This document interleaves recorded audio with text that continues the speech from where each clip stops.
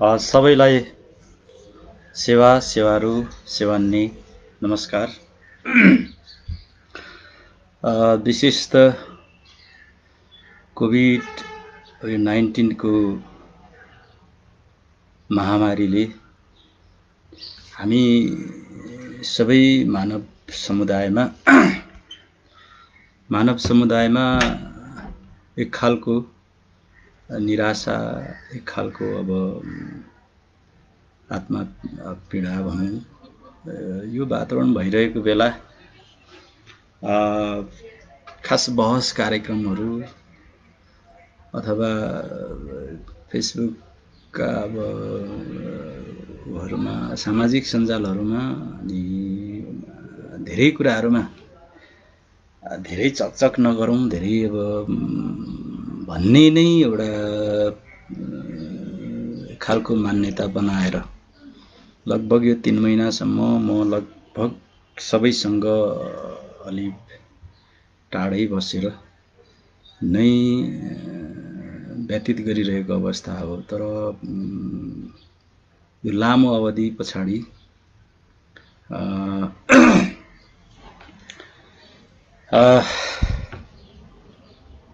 केही कुरा गरिदिनु पर्यो भन्ने अब हाम्रा लिम्बुवान रिडर्स क्लबका साथीहरूले अनुरोध गर्नु भएपछि बोल्ने कि नबोल्ने भन्ने नै हुँदाहुँदै पनि ठिकै छ, अब केही कुराहरू बोलौँ भन्ने नै भइसकेपछि हुन्छ भन्ने सम्मको एउटा त्यो स्थितिमा पुग्यो। तर के लाग्छ भने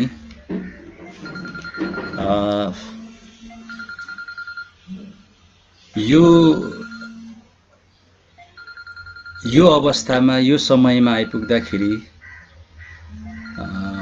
हामीले के कसरी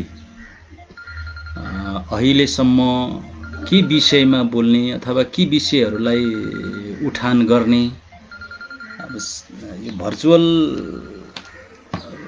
बहसहरूमा अन्तर्गत क्रिया कार्यक्रमहरूमा अथवा योबाट के भन्न सकिन्छ होला भन्ने विषयमा एकदमै म आफैलाई पनि तनावै भइरह्यो।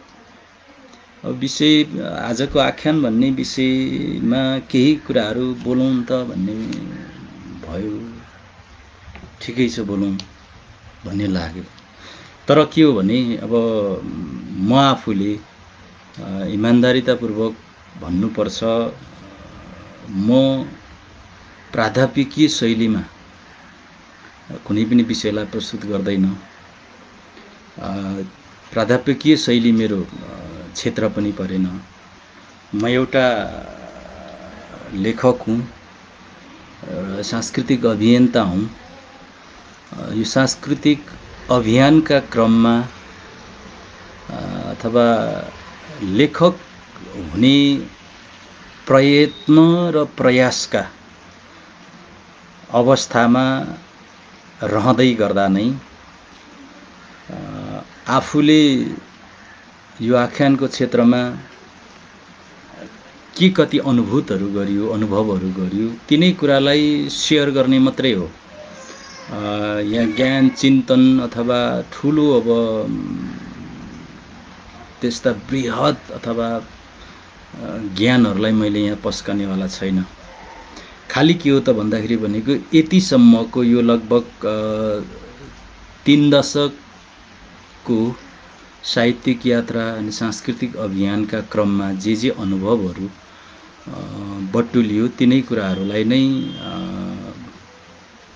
बाँडौँ अथवा सेयर गरौँ, छलफल गरौँ भन्ने अभिप्रायका साथ यहाँनिर म उपस्थित भएको छु। मैले अघि नै भनिहालेँ, मैले त्यत्रो ठुलो चिन्तन अथवा त्यत्रो ठुलो कुराहरू चिन्तनका ज्ञानका त्यत्रो ठुलो कुराहरू गर्ने छैन। एकदमै आफ्नो अनुभवहरूलाई यहाँहरु समक्ष बाँड्ने अनुमति मात्रै चाहन्छु। सबभन्दा ठुलो कुरा चाहिँ के हो भने अब आख्यान भनिसकेपछि सोलो डोलो रूपमा अहिले आइपुग्दा विशेषतः उपन्यास कथालाई नै साहित्यको त्यो विधालाई सम्बोधन गरेको देखिन्छ र आम रूपमा पनि त्यसलाई त्यसरी नै स्वीकार गरेको देखिन्छ। र साहित्यको पाटोबाट बोल्दाखेरि त्यही नै हो, भन्नुपर्दा त्यही नै कुरा हो। यो तर आख्यानलाई यसलाई सैद्धान्तिक ढङ्गले भन्दाखेरि चाहिँ यो आलोचना र ज्ञानको एउटा शाखा हो। अब यसले चाहिँ कथाको अथवा कथनको संरचना र कार्य, यसको कामसित सम्बन्ध राख्ने कुरा भयो। विशेषतः मैले आजको आख्यान भनेर कुरा गर्दाखेरि चाहिँ हामी अहिले आएर नेपाली साहित्यको अभ्यासमा यति बेलासम्म हाम्रा कथन प्रक्रियाहरूलाई कसरी भनिरहेका छौं भन्ने विषयमै केन्द्रित हुनुपर्छ भन्ने लागेको छ। अब त्यसो त अब यो मानवीय स्वभाव, मानिसको सांस्कृतिक विरासत, उसले बाँचेको परिवेश र उसको परम्पराहरूलाई उसले कसरी ग्रहण गरेको छ र त्यसलाई अभिव्यक्त कसरी गर्छ भन्ने कुरा नै अब महत्त्वपूर्ण कुरा हो भन्ने लाग्छ। अब यसलाई भाषाका व्याकरणका अब हिसाबले यसका व्याख्या गर्दाखेरि आख्यानलाई धेरै बेहद ढङ्गबाट गरिएला, तर नेपाली साहित्य भनेर हामीले अहिले जे भनिरहेका छौं, गरिरहेका छौं, त्यसमा हामीले विशेषतः उपन्यास कथाको विधा मार्फत के कस्ता प्रवृत्ति, के कस्ता तौर तरिकाहरू अपनायौं त भन्ने विषय नै महत्त्वपूर्ण कुरा हो भन्ने लाग्छ। म एउटा कुरा मेरो यो साहित्यिक यात्रामा, अभियानको क्रममा एउटा कुराले मलाई जहिले छोइरह्यो। 90 को दशकतिर जब पश्चिमा जगतले उत्तराधुनिकतावादलाई बिस्तारै आफूबाट झिक्दै त्यसमाथि जब पुनर्विचारहरू गर्न थाल्यो, त्यही समयमा चाहिँ हाम्रो नेपाली साहित्यमा चाहिँ उत्तर आधुनिकतावादलाई अलि बढी महत्त्वको साथ व्याख्या गरियो अथवा त्यसलाई अलि बढी अगाडि ल्याउने काम गरियो भन्ने लाग्छ।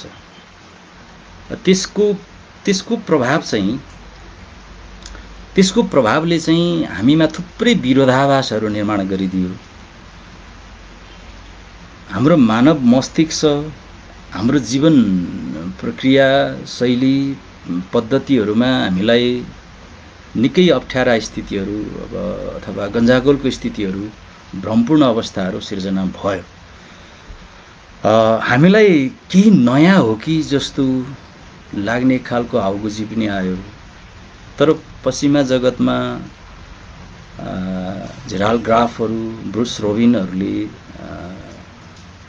उत्तराधुनिकतालाई निफन्दै कल्चरल क्रिटिक्स, सांस्कृतिक समालोचना अथवा सांस्कृतिक आलोचना जे भनौँ, त्यहाँबाट केही कुराहरू लिएर आए। जति बेला चाहिँ सांस्कृतिक बहुलताको कुरा उठ्यो र सांस्कृतिक बहुलतासँग चाहिँ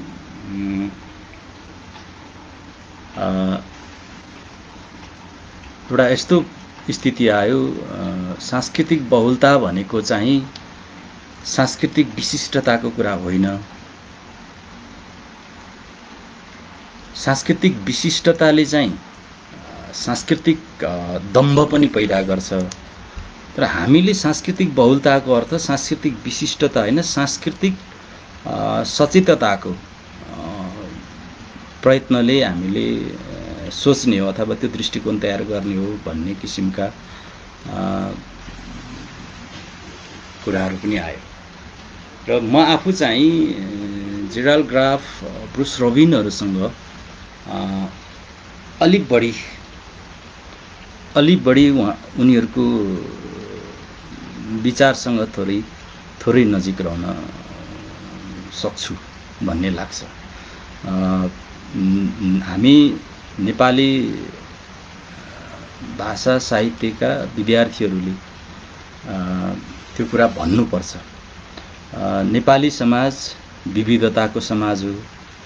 विविधताको समाज हुनु साथै यसका भाषा, संस्कृति, धर्म यी सबै कुराहरूको विविधता पनि छ। सघन भूगोलको हिसाबले भन्नुहोस् अथवा त्यो किसिमको एउटा मानकले पनि हामीलाई सांस्कृतिक विविधताको एउटा स्थानमा उभ्याउँछ नै। अब यो सांस्कृतिक विविधतालाई बहुलता, अब कल्चरल, अब सांस्कृतिक बहुलता पनि भनियो, तर विविधताको कुराले चाहिँ के हो त भन्दाखेरि भनेको यसले सांस्कृतिक विशिष्टता खोज्दैन। र हाम्रो आन्दोलनले पनि विशेष गरेर नेपाली साहित्यमा तीनवटा धारा पछिल्लो समय प्रखर रूपमा चलेको छ। विशेषतः मार्क्सवादी विचारधाराबाट प्रभावित हुँदै समाजलाई रूपान्तरण गर्ने अथवा सांस्कृतिक रूपान्तरणको सन्दर्भमा त्यो अभियान गर्ने अथवा त्यो किसिमको लेखन गर्ने एउटा प्रवृत्तिगत त्यो धारा निरन्तर रूपमा चलिरहेकै छ। यो त्यसले लगभग 50-60 वर्षको एउटा इतिहास निर्माण गरिसकेको छ। सँगसँगै अर्को प्रजातान्त्रिक विचारधारा नै भनौँ, त्यसले पनि आफ्नो किसिमको गरिरहेको छ भने पछिल्लो समय सांस्कृतिक पुनर्जागरण सहित साहित्यमा पहिचानको मुद्दा पनि प्रखर रूपमा उठेको छ र उठिरहेको छ। यो पहिचानको मुद्दा उठानलाई दुवैतर्फबाट मैले अघि सुरुमा भनेका मार्क्सवादी विचारधारा भन्नुहोस्, जसलाई प्रगतिवादी विचारधारा पनि भनिन्छ, र अर्को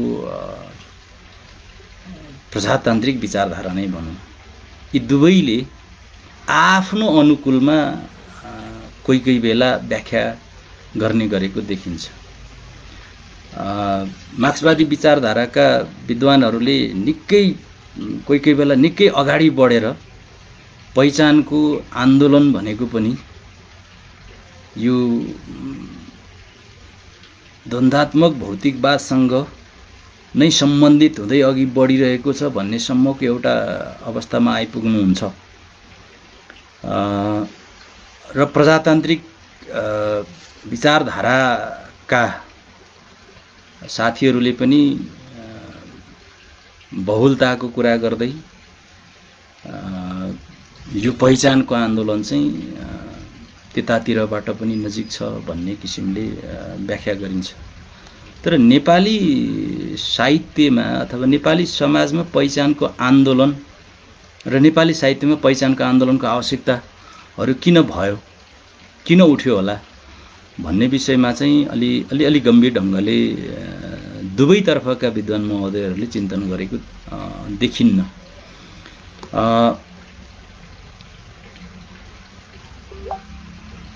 तर पनि हामी के भन्न सक्छौँ भने नेपाली साहित्यमा जसरी पछिल्लो समय विशेष गरेर 60 को दशक 50 को दशकको अन्त्यदेखि 60 को दशक, म विक्रम सम्वतको दशकलाई भनिरहेको छु, यो दशकमा निकै प्रखर रूपमा उठेको एउटा मुद्दा हो साहित्यमा पहिचानको मुद्दा। यो प्रखर रूपमा यसको स्वरहरू आएको छ कविता मार्फत, कथा मार्फत, उपन्यास मार्फत अथवा निबन्धहरू मार्फत, गीत सङ्गीत मार्फतै भन्नुहोस् त सिनेमा मार्फत। यसरी यो एउटा एकमुष्ट रूपमा एउटा पुनर्जागरण, सांस्कृतिक पुनर्जागरण सहितको एउटा मेलोबाट, तहबाट यो उठेको छ र यो अहिले पनि यसले आफूलाई निरन्तरता दिइरहेको छ। नेपाली आख्यानको पनि प्रवृत्ति त्यही हो। नेपाली आख्यानमा पनि आजको नेपाली आख्यानको लेखनमा पनि त्यही प्रवृत्ति, त्यही स्वरहरू उठिरहेका छन्। अब यहाँनिर के हो त भन्दाखेरि भनेको भन्नै पर्ने कुरा चाहिँ के हो भने पछिल्लो समय मानेर नमानेर, जानेर नजानेर सामुदायिक पहिचान भन्नुहोस्, सांस्कृतिक पहिचान भन्नुहोस्, या भौगोलिक पहिचान भन्नुहोस्, या ऐतिहासिक पहिचानको कुरा गर्नुहोस्, या धार्मिकै अथवा परम्परागत पहिचानकै कुरा गर्ने हो भने पनि नेपाली साहित्यमा यो पहिचानको किसिम चाहिँ बडो गजबले, अजीब ढङ्गले प्रवेश भएको छ।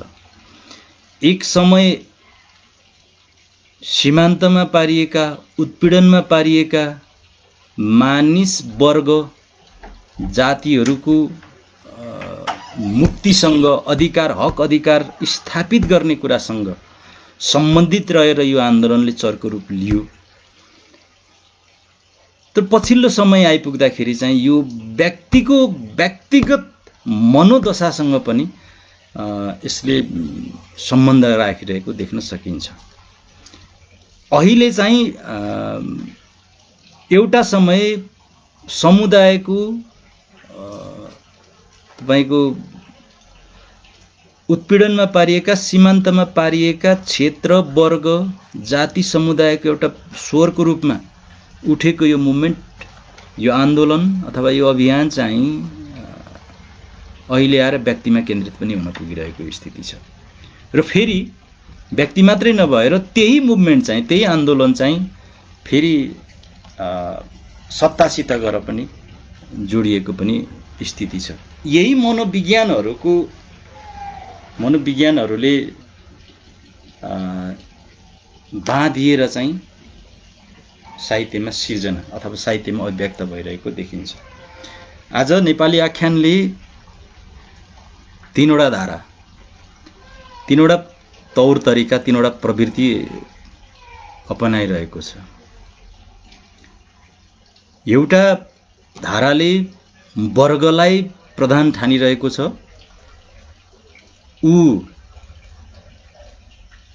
एउटा राजनैतिक विचारधाराबाट बढी प्रेरित भएर उसले वर्गलाई प्रधान मान्दै समाजको रूपान्तरण, सामाजिक रूपान्तरणको लागि योगदान गर्नुपर्छ भन्ने अभिप्रायका साथ उसले लेखन गरिरहेको छ। एउटा धाराले स्वतन्त्रता या अधिकारको कुरा व्यक्तिसँग पनि सम्बन्धित हुन्छ भन्ने ढङ्गले आएर व्यक्तिका मनोदशालाई समेत पहिचानसँग जोडेर गरिरहेको छ भने अर्को धाराले चाहिँ समाजमा निश्चित वर्ग, समुदाय छ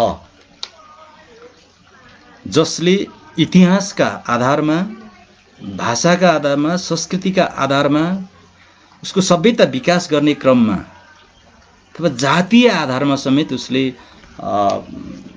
विभेदहरू भोगेको छ र त्यो विभेदहरूबाट चाहिँ ऊ मुक्त हुन चाहन्छ।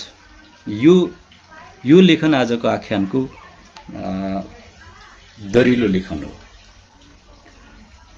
अब के गर्न सकिन्छ भन्दाखेरि भनेको के भन्न सकिन्छ त भन्दा आज नेपाली आख्यानमा आज जे जसरी विषयवस्तुहरूको उठान भइरहेको छ, जे जसरी बिम्बहरूको प्रयोगहरू भइरहेछ, प्रतीकहरूको प्रयोग भइरहेको छ, जे जसरी परम्पराहरूलाई पनि फेरि दोहोऱ्याइरहेको छ, यो विषयहरूलाई अलि सूक्ष्मतम ढङ्गले हेर्नुपर्ने चाहिँ हुन्छ। मलाई लाग्छ आजको नेपाली आख्यानबारे विद्वानहरूले अलि बढी गम्भीरतापूर्वक चासो दिए जस्तो लाग्दैन। हुन चाहिँ अब पछिल्लो समय आख्यानको बाढी नै आएको छ। धेरैभन्दा धेरै कृतिहरू आएका छन्। बजारमा अस्वस्थ प्रतिस्पर्धा पनि चलेको छ। स्वस्थ बहस कम भएको छ, स्वस्थ विमर्श कम भएको छ। विशेष गरेर मुद्दा उठान गरिएका आख्यानहरूलाई अलि राजनीतिक ढङ्गले अथवा अलिकति पूर्वाग्रही ढङ्गले हेर्ने गरिएको छ र त्यसमाथि सूक्ष्मतम ढङ्गले समीक्षा भए जस्तो समालोचना भएको म पाउँदिनँ। अब यो फेरि यो जटिल कुरा छ, किनभने हामीले अथवा हाम्रो मुलुकले निर्माण गरेको जुन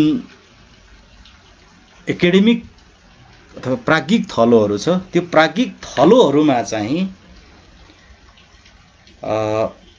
परम्परागत मान्यताले बढी ग्रसित मनोविज्ञानहरूको हावी भइरहँदाखेरि समाजको तल्लो तहमा रहेका अथवा सीमान्तमा रहेका जो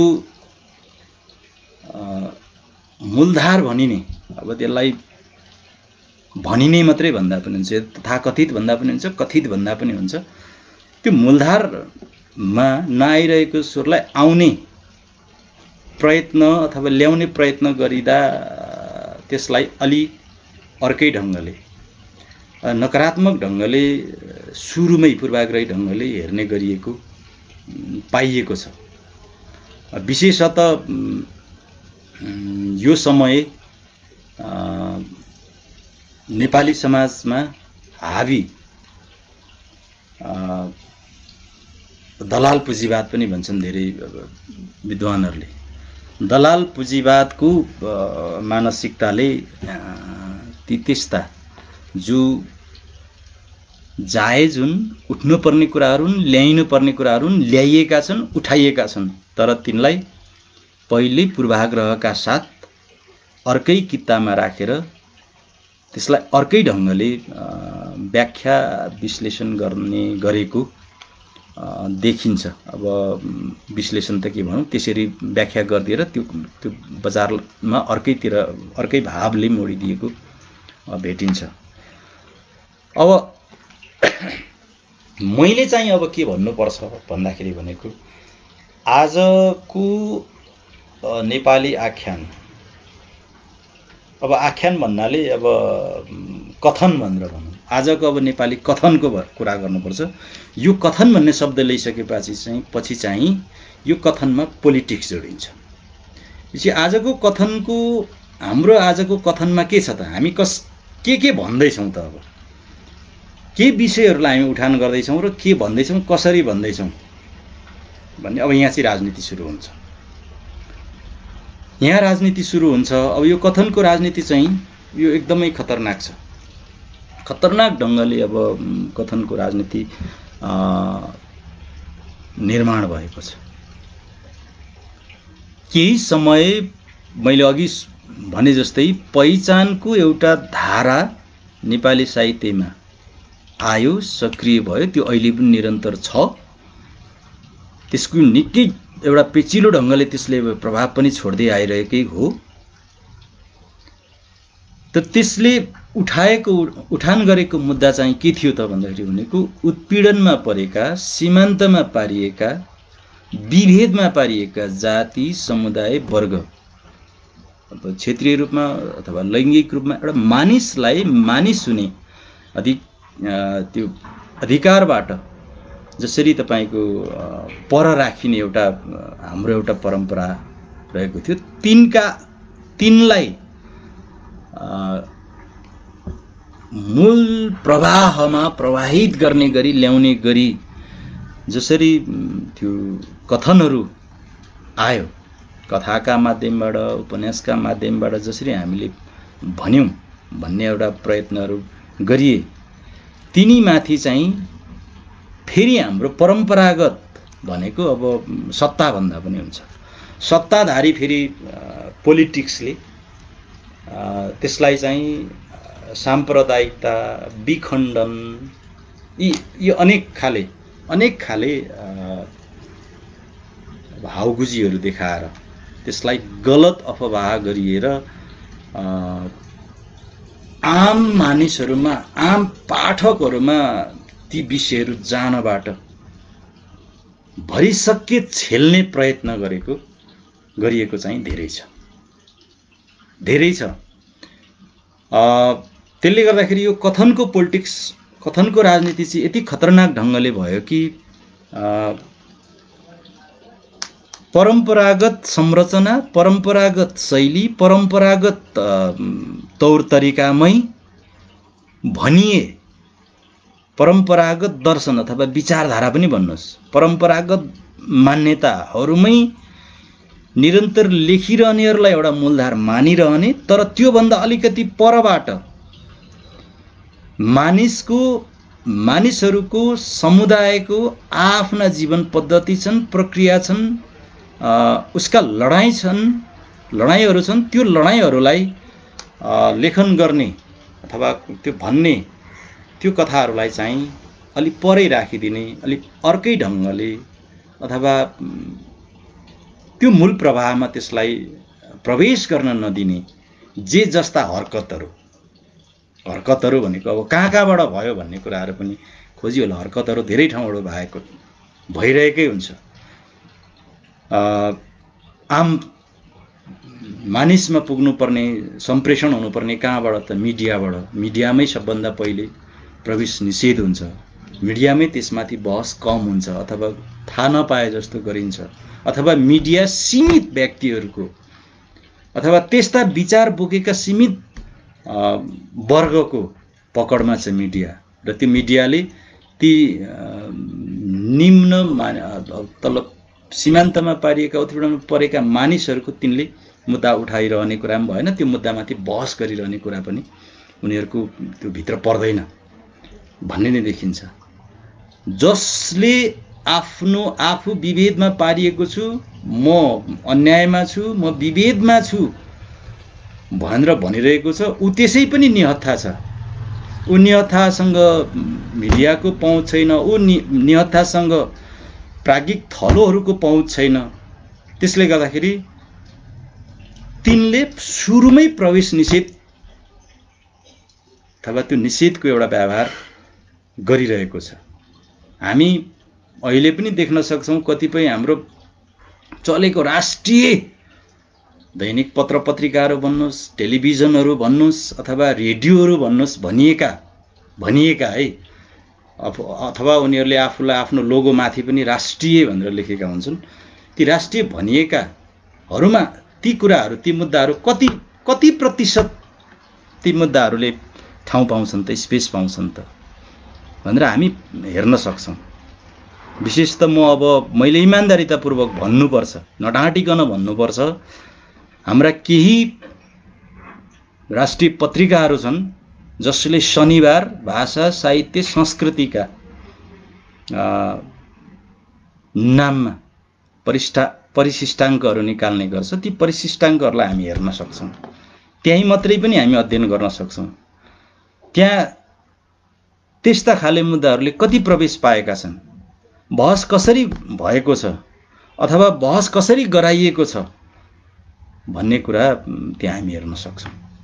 त्यहीँबाट हामीले हेर्ने हो भने पनि आम मानिस त्यहीँनिर आशा गर्छ, यहाँ यो कुरा आउँछ कि भनेर आशा गर्छ, तर त्यहाँ नआइसकेपछि के गर्छ त भन्दाखेरि भनेको होइन रहेछ, अथवा मैले गरिरहेको अथवा मेरो कथन चाहिँ यो चाहिँ गलत हो कि क्या हो भन्ने किसिमले त्यो अनुभूत गरिरहेको छ। एउटा ठुलो पाटोले त्यो अनुभूत गरिरहेको छ। एउटा नयाँ कविले अथवा एउटा लेखकले अथवा यो सामान्य उदाहरण बनाउँ, एउटा दलित समुदाय, एउटा जनजाति समुदाय या एउटा मधेसी समुदाय अथवा एकजना महिलाले त्यो आफ्नो इस्यु आफ्नो मुद्दामाथि रहेर एउटा छापिएको लेख रचना त्यो पत्रिकामा छापियो भने उसले यति तपाईको भावुक भएर क्याप्सन लेखेर त्यसलाई आफ्नो फेसबुक मार्फत अथवा आफ्नोबाट प्रोफाइल मार्फत यसरी तपाईको प्रस्तुत गरिरहेछ, मानौ मैले ठुलो कुरा प्राप्ति गरेँ, मैले ठुलो कुरा जितेँ भन्ने उसले अनुभूत गरिरहेको छ। त्यो मनोविज्ञानलाई नै हामी के भन्न सक्छौँ भन्दाखेरि भनेको त्यहाँ मेरो ठाउँै होइन, म त्यहाँ मेरो बहस हुने नै थिएन, तर सौभाग्यवश म त्यहाँ पुगेँ, भाग्यवश मैले प्राप्त गरेँ, ठुलो मेरो यो अचिभमेन्ट हो, प्राप्ति हो भन्ने उसको बोध हुनु भनेकै त्यहाँनिर विभेद थियो, विभेद छ भन्ने कुरालाई हामी त्यसले प्रश्न पार्छ। यो किसिमको मनोदशा मनोविज्ञानहरूबाट गुज्रिरहेको स्थितिमा पनि लेख्नेले लेखिरहेकै छ, भन्नेले भनिरहेकै छ, काम गर्नेले काम गरिरहेको छ। कथनको आफ्ना प्रक्रियाहरू छन्, कसैले कविता मार्फत काव्यका मार्फत बनाएको छ, कसैले उपन्यासका मार्फत बनाएको छ, कसैले कथाका मार्फत बनाएको छ, कसैले निबन्धका मार्फत बनाएको छ, कसैले नाटकका मार्फत, कसैले सिनेमाका मार्फत, कसैले सङ्गीतका मार्फत भनिरहेको छ। तर समस्या मैले अघि नै भने जसले आम मानिसमा फेरि पुर्याइदिनु पर्ने माध्यम हो, त्यो माध्यम नै सबभन्दा पहिले पूर्वाग्रही छ। त्यो माध्यम पूर्वाग्रही भइसकेपछि त्यो आम मानिसमा नपुगेर त्यो फेरि थला परेको छ। यसले गर्दाखेरि हाम्रो कथन चाहिँ नेपाली आख्यानको नेपाली आख्यानको तपाईको जे अब प्रवृत्ति हो, शैली हो, त्यो चाहिँ परम्परागत रूपमै अहिले पनि चलिरहेको छ, प्रभाव त्यसैले बढी पारिरहेको छ। भन्नलाई चाहिँ के भनिन्छ भन्दाखेरि भन्छन् भने हाम्रा विद्वानहरू जसले जसको कृतिमा तपाईको उसले खोज अनुसन्धान गर्यो होला अथवा थेसिस लेख्यो होला अथवा अघिल्ला थेसिस लेख्नेहरू केही कुराहरू सार्यो पनि होला, त्यही मार्फत उसले आफ्नो विद्वता प्राप्त गरेको छ। उसले त्यहाँभन्दा उता नयाँ आउनेहरूको अध्ययन गर्छ भन्ने पनि लाग्दैन, नयाँ किसिमले गर्छ भन्ने पनि लाग्दैन। उसले त्यही ढङ्गले हिजोका लेखकहरूमा त यति धेरै कुराहरू थियो भनेर उसले त्यही नै व्याख्या अहिले पनि गरिरहेको छ। तर अहिलेको लेखकहरूमा, अहिलेका कविहरूमा, अहिलेका कथन भन्ने कथाकारहरूमा पनि नयाँ तौर तरिकाहरू छ, नयाँ दृष्टिकोणहरू छ, समाजलाई तपाईको हेर्ने उसको आफ्नो तरिका छ, बोध गर्ने आफ्नो तरिका छ, सौन्दर्य बोध गर्ने उसको आफ्नो तरिका छ, आफ्नो टेस्ट उसले दिइरहेको छ भन्ने विषयमा भने बेखबर भइरहेको देखिन्छ। त्यसले गर्दाखेरि नेपाली आख्यान अथवा आजको आख्यानमा सबभन्दा धेरै पोलिटिक्स छ। पोलिटिक्स पनि यति खतरनाक पोलिटिक्स छ, कसले चाहिँ आम मानिसमा त्यो पुग्नुपर्छ र त्यसको बहस हुनुपर्छ भन्ने कुराको निर्धारण गरिदिन्छ। अथवा कसले भन्नाले मैले भनिरहेको छु, एउटा मिडियाले अथवा एउटा समालोचकले, कोही एउटा समीक्षकले आफ्नो पूर्वाग्रह अनुसार उसले त्यसरी अगाडि सार्दिरहेको छ। तर अब नेपाली आख्यानको हाम्रो अहिलेसम्म हेर्ने हो भने हाम्रो परम्परागत रूपमै चलेर जसरी आएको छ र त्यसैलाई हामीले बढी बहसमा आइरहेको, बढी व्याख्या भइरहेको, विश्लेषण भइरहेको पनि देख्छौँ। हाम्रा परम्परागत शास्त्रहरू, हाम्रा परम्परागत तपाईको कृतिहरू, सामान्यतया उदाहरणको रूपमा भन्दाखेरि रामायणलाई एउटा महाआख्यानकै रूपमा पनि व्याख्या विश्लेषण गरिन्छ र रामायण मार्फत, रामायणमा भन्ने कथा मार्फत अथवा त्यो कथन मार्फत, रामायणको कथन मार्फत चाहिँ राम राज्यको परिकल्पना, मर्यादा पुरुषको प्रतीक बिम्ब हैन, यी कुराहरूलाई चाहिँ बडो बलियो ढङ्गले हिजोदेखि उभ्याएर ल्याइएको छ र अहिले पनि त्यही कुराहरूलाई बढी व्याख्या गरिन्छ। तर के गरिएको छैन त भन्दाखेरि भनेको, तर के गर्न सकिएको छैन भन्दाखेरि भनेको रामायण, राम अनि मर्यादा पुरुष यतिसम्म हामी भनिरहेका छौँ। थोरै मात्र एकदमै झिनो स्वरमा मात्रै अहिले पछिल्लो समय अलिकति मसिनो गरी उठ्न थालेको चाहिँ के हो भने अब रामायण पनि आयो, राम पनि आयो, मर्यादा पुरुष पनि आयो, सीता पनि एउटा आदर्श एउटा बिम्बको रूपमा सीता पनि ल्यायौँ हामीले, त्यो पढ्यौँ।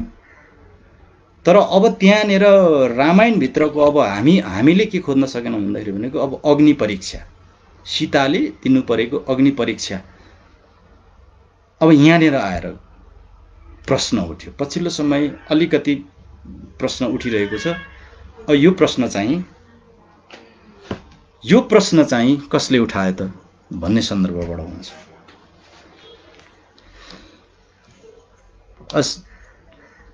सीताले अग्नि परीक्षा लिनु परेको किन लिनु पर्यो भनेर यसलाई लैङ्गिक एउटा अधिकारसँग अथवा महिला अधिकारसँग जोडेर भन्दा पनि हुन्छ।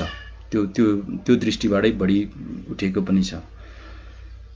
तर मर्यादा पुरुष र त्यो रामको आदर्श बिम्बबाट अग्नि परीक्षा जायज हो कि होइन, प्रश्न यहाँबाट चाहिँ अलिक कठोर ढङ्गले हुनुपर्ने हो। तर फेरि पछिल्लो समय के व्याख्या गरियो त भन्दाखेरि भनेको अग्नि परीक्षाको खास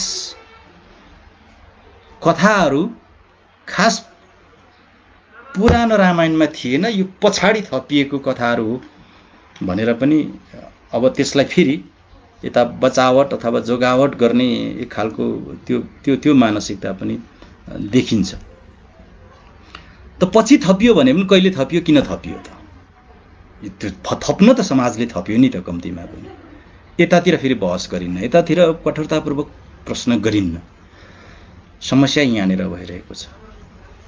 त्यसले गर्दा हाम्रो आख्यान एउटा ट्रेडिसनबाट आयो, एउटा परम्पराबाट निरन्तर रूपमा आइरहेको छ।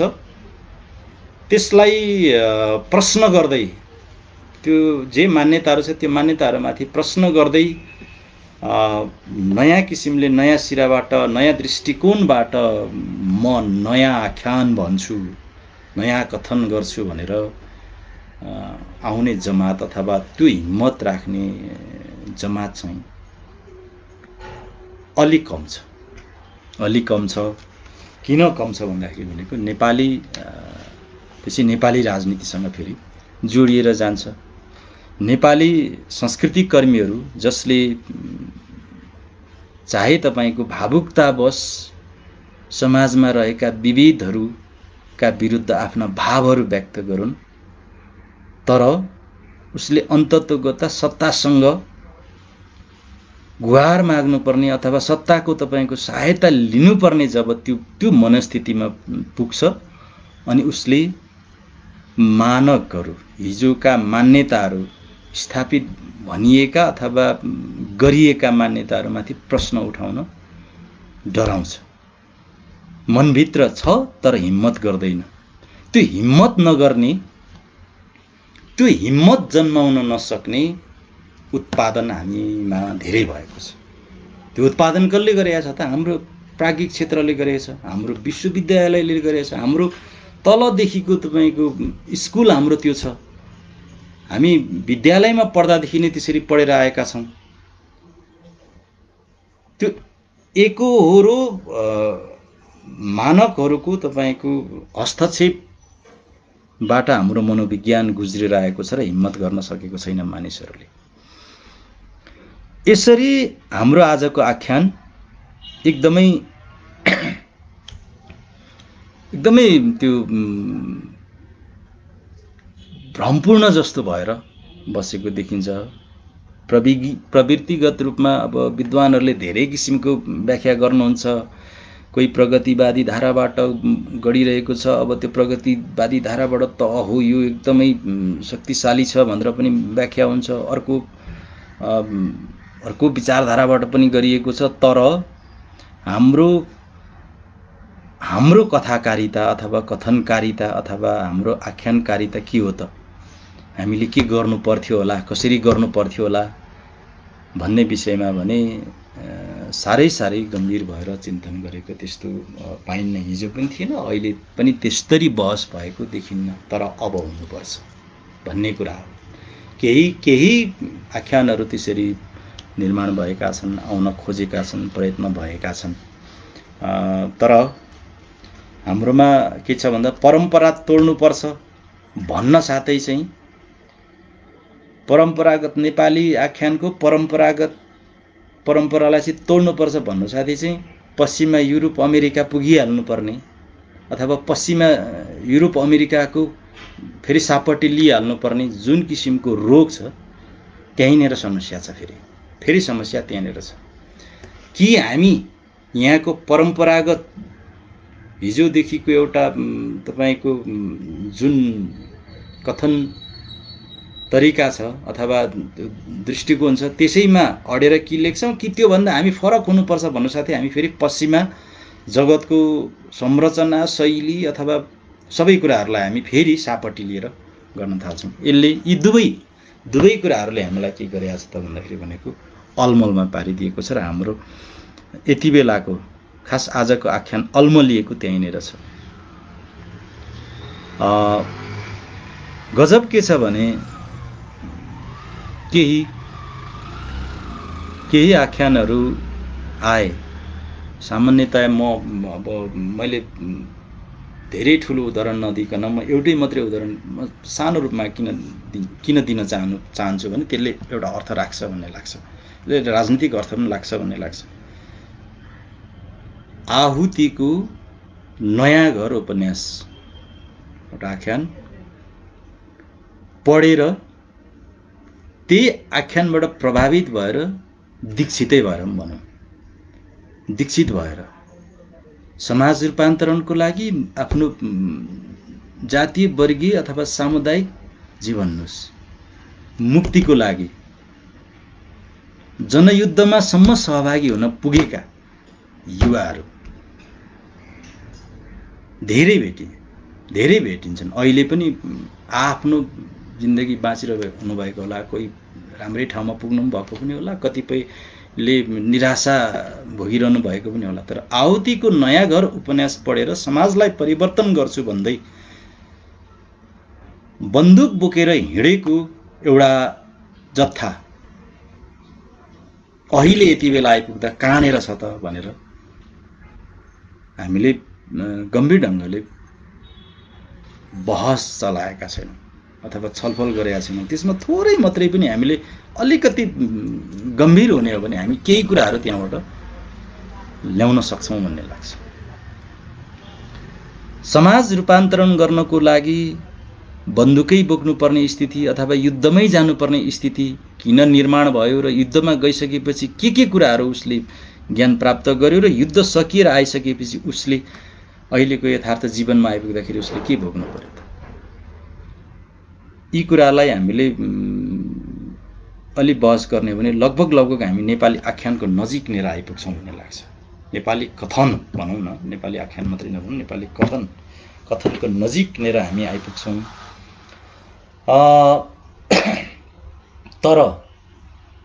तर के भइदियो त भन्दाखेरि भनेको हामी रातारात सर्वज्ञ जान्ने प्रत्येक हामी जान्ने ज्ञाता नयाँ दृष्टिकोणधारी भइसक्यौँ।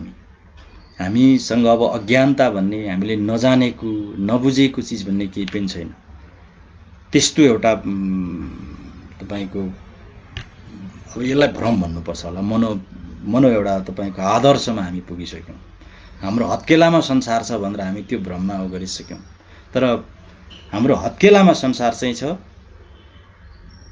तर हाम्रो त्यही वरिपरिको समाजको फेरि यथार्थता चाहिँ के छ, त्यो समाज चाहिँ कसरी तपाईको एउटा गन्जागोल स्थितिमा बाँचिरहेको छ भन्ने कुरामा चाहिँ फेरि हामी बेखबर छौँ।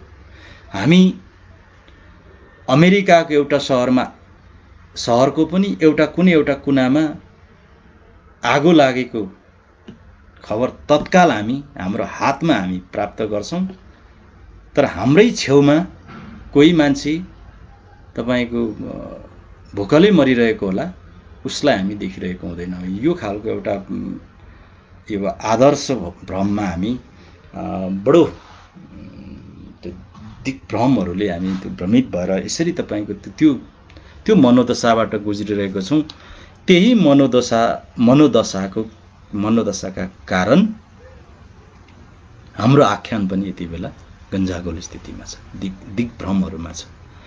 समाजमा विद्यमान छ, जातीय विभेद विद्यमान छ, सांस्कृतिक विभेद विद्यमान छ, धार्मिक विभेद छ, तपाईको भाषिक विभेद छ। तर हामी देखि पनि त्यो कुरा भन्नेवालामा छैनौँ। हामीलाई डर लाग्छ त्यो भन्दाखेरि, किनभने त्यो भन्दाखेरि भनेको चाहिँ हामी समाजमा विखण्डन ल्यायो, विग्रह ल्याउने प्रयत्न भयो भन्नेतिर हामीलाई जब एउटा परम्परागत एउटा संस्थाले, त्यसलाई सत्ता पक्ष नै भने पनि हुन्छ, त्यो सत्ता पक्षले हामीलाई जब हिर्काउन थाल्छ, त्यसको मनोविज्ञानबाट हामी गुज्रिएर त्यहाँदेखि अनि त्यहाँबाट ती सामाजिक मुद्दाहरूबाट हामी पन्छिन्छौँ, भाग्छौँ। भागिरहेको छ हाम्रो कथन, हाम्रो आख्यान भागिरहेको छ त्यहाँबाट। इमानदारीता साथ हामीले भन्नुपर्छ, अझ अहिलेको नयाँ पुस्ता, एकदमै युवा पुस्ता भनौँ, युवा पुस्ता त झन् सामाजिक मुद्दाबाट एकदमै पर रहन चाहन्छ। किनभने ऊ कसैको गाली खान चाहँदैन, सामाजिक सञ्जालमा ऊ संसारसँग जोडिएको छु भन्ने भ्रममा छ।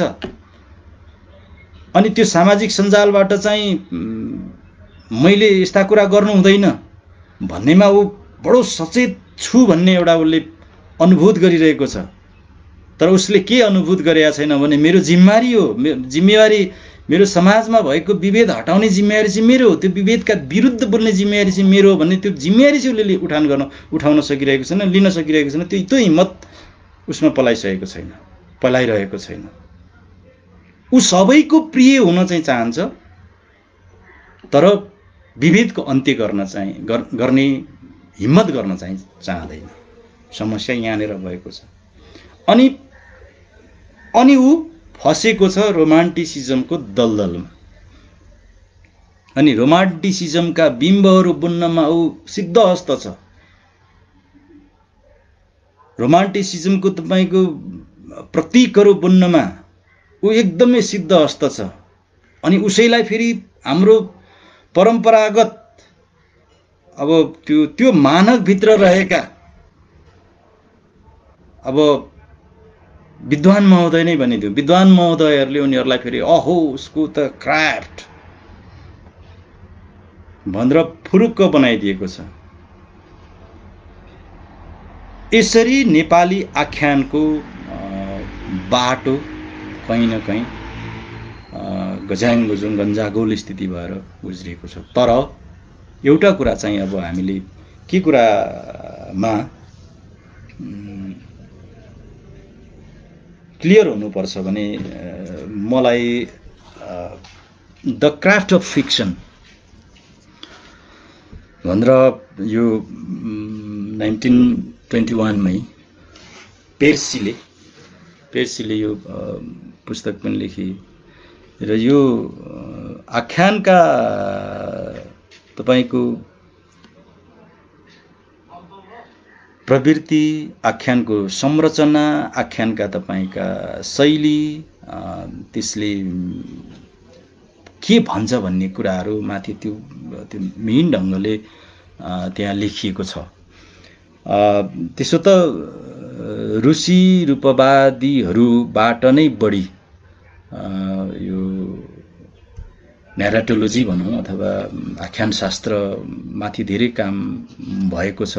पछि त्यसलाई बख्तिनले अझ बढी बख्तिनको पासमा पुगिसकेपछि अथवा बख्तिनले व्याख्या गर्न थालिसकेपछि अझ त्यसको महत्त्व झन् बढेर गएको पनि छ। तर हाम्रो नेपाली आख्यानको अथवा नेपाली कथनको बारेमा चाहिँ हामीले खासमा के हो नेपाली मौलिक कथन भन्ने विषयमा चाहिँ हाम्रा विद्वानहरूले चाहिँ बहस थाल्नु भएको छैन, अहिलेसम्म गर्नै भएको छैन। लेखकहरूले लेख्नुभयो, लेखकहरूले आफू बाँचेको समाज, आफू बाँचेको समय, आफू बचेको मानिसहरूका कथा लेखेर आउनुभयो। तर ती मानिसहरूले बाँचेको जीवन पद्धति अथवा उनीहरूले बाँचेको सांस्कृतिक शैली, उनीहरूको सांस्कृतिक दर्शन भनौँ, त्यो भित्र भएको मौलिकताहरू, त्यसका किसिमहरू, पाराहरू, तरिकाहरूलाई भने लेखकहरूले पनि एकदमै कन्जुस्याइ, लेख्नको लागि कन्जुस्याइ गरेको नै भेटिन्छ। किनभने लेखकहरू पनि एउटा ट्रेडिसनल अथवा परम्परागत संरचनाभित्र रहेर कथालाई सकाउने, कथा भनिसक्ने मा धेरै लेखकहरूले आफूलाई तपाईको प्रस्तुत गर्नुभएको छ। सामान्यतया भन्ने भने एक रेखीय कथामा कथाहरू भनिसक्ने अथवा कुनै पनि कुराहरू भनिसक्ने एउटा नायक उत्पादन गर्ने, त्यसका एउटा खलनायक उत्पादन गर्ने, अनि त्यस पछाडि तपाईको त्यो बीचमा द्वन्द्व गराउने र अन्त्यमा नायकलाई जिताउने, यतिमा हाम्रो आख्यान भन्ने तौर तरिकाहरू यहाँनिर आएर तपाईको रोकिएको छ र यही ट्रेडिसनबाट चलिरहेको छ। तर नेपाली समाजमा यति धेरै जातिहरू, यति धेरै समुदायहरू, यति धेरै संस्कृतिहरू छौँ हामी। प्रत्येक जातिसँग आफ्नो छुट्टै तौर तरिका छ, छुट्टै आफ्नो जीवन पद्धति छ। त्यो जीवन संस्कारलाई तपाईको निरन्तरता, गतिशीलता दिनको लागि, जीवन पद्धतिलाई निरन्तरता दिनको लागि अग्रज पुस्ताबाट दोस्रो पुस्तामा ज्ञान हस्तान्तरण, अनुभवहरूको हस्तान्तरण गर्ने प्रक्रियाहरू आफ्नै शैलीका छन्, आफ्नै तौर तरिका छन्। ती कुरालाई भने हाम्रो लेखनले पनि प्रयोग गरेको छैन, लेखनले पनि ल्याउन सकेको छैन। ल्याउनु पर्छ भन्ने बहस विमर्श पनि हुन सकेको छैन। अब रह्यो कुरा, अब अहिले त अब सबैलाई म अघि भन्दै थिएँ, अहिलेको युवा पुस्ता विशेष गरेर एकदमै आफूलाई संसारको ज्ञान, सबै कुराहरू मसँग छ, म मेरो हत्केलामा म संसारलाई पढिरहेको छु भन्ने एउटा त्यो मानसिकताबाट गुज्रिरहेको एउटा पुस्तासँग त अहिले धेरै किसिमका, खासमा उनीहरूले धेरै किसिमको प्र्याक्टिसहरू गर्नुपर्ने हो भन्ने लाग्छ। धेरै प्र्याक्टिसहरू गर्नुपर्ने हो र संसारमा त भएका छन्, हाम्रो नेपालमा चाहिँ नेपाली लेखनमा चाहिँ कमै छ। साइबर स्पेसकै कुरा भयो हैन, मल्टी न्यारेटिभ हैन, अब त्यो बहुकथन, एकदम त्यो किसिमका एउटा तपाईको असीमितता, लेखनमा असीमितता अथवा त्यति धेरै प्रवृत्तिहरू संसारभर छन्। हामी प्रत्येक मानिसहरूको आफ्नो एउटा तपाईको तौर तरिकाहरू छ। त्यो तौर तरिकाहरूलाई हामीले लेखन गर्दाखेरि आख्यानमा केही कुराहरू हामी ल्याउन सक्छौँ, हाम्रा कथनहरूमा हामी त्यसलाई प्रयोग गरेर भन्न सक्छौँ। त्यो चाहिँ सामाजिक न्यायका लागि भन्न सक्छौँ भन्ने हेतुबाट चाहिँ काम गर्न चाहेदेखि हुने हो भन्ने लाग्छ। तर अब मैले अघि नै भने हामी त्यसमा हामीले चिन्तन गरेनौँ, प्रयत्न गरेनौँ। अब मात्रै हामीले के गर्यौँ त भन्दाखेरि भनेको एउटा नायक बनायौँ, एउटा आदर्श नायकको परिकल्पना गर्यौँ, अनि त्यो नायकबाट त्यो नायकलाई चाहिँ एउटा द्वन्द्वमा होम्यौँ, अनि अन्तिममा त्यो नायकलाई हामीले जितायौँ। हाम्रो कथन शैली, यही कथन शैलीमा हामीले तपाईको अहिलेसम्म हाम्रो आख्यानहरूलाई यही शैलीमा भनिरहेका छौँ।